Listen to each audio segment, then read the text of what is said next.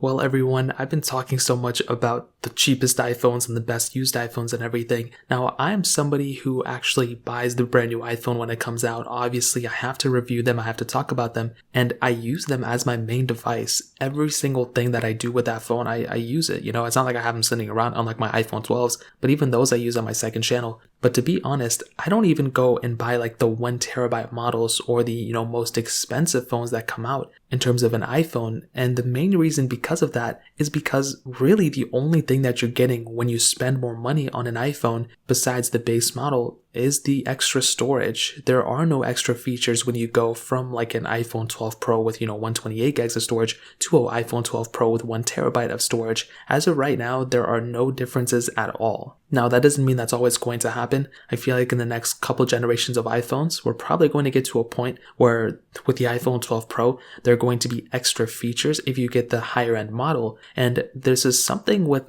Androids that have always kind of weirded me out, but it's also kind of cool. With, a lot of Samsungs and with a lot of phones in general, even with OnePlus, they have a vast array of different phones that you can choose from at the exact same slot. So with the OnePlus 8 or OnePlus 8 Pro, obviously there's differences when you go from a OnePlus 8 and a OnePlus 8 Pro, but there are different models of the OnePlus 8 Pro. There's like an 8 Pro with 8 gigs of RAM, with 12 gigs of RAM, with 16 gigs of RAM, and they kind of range. Now, it may not go up to 16, but there's different models within the 8 Pro. There's different models with the S20 Ultra and the S21 Ultra most likely, and that's something with iPhones you don't really experience. You can get the most expensive same model, the 12 Pro Max, or you can get the cheapest 12 Pro Max. They're going to run the same, they're going to have the same updates, they're going to perform exactly the same. The only thing you're getting is the storage. That's all you're getting. There's never been a point with Apple at all where the more expensive storage model got you more features. So that is pretty much the main reason why I get the cheapest model,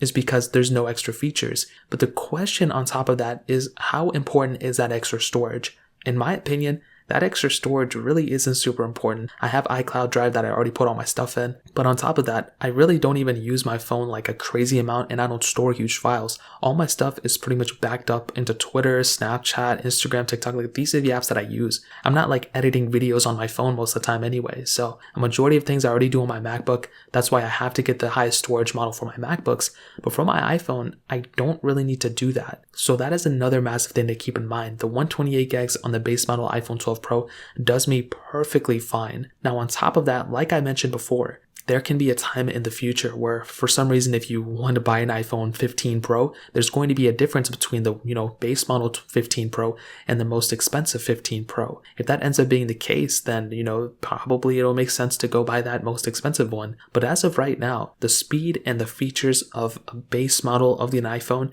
is going to be exactly the same as that more expensive same exact model of that specific iPhone as well. Now, obviously, if you go from an iPhone 12 to a 12 Pro, those are massive differences. An 11 to an 11 Pro, 12 Pro to 12 Pro Max, but like I said, I'm talking specifically in the same models. So from the 12 Pro to another 12 Pro, there's really no feature difference, and if you can get by with the storage, then I'd probably recommend you to do the same as well. So that's pretty much it. If you guys have any other questions or anything, let me know in the comment section as well. Hit the like button, that would mean so much, but definitely hit that subscribe button. More importantly, everything else, I love every single one of you guys. Hopefully I'll catch you guys in the next video. Peace out till then.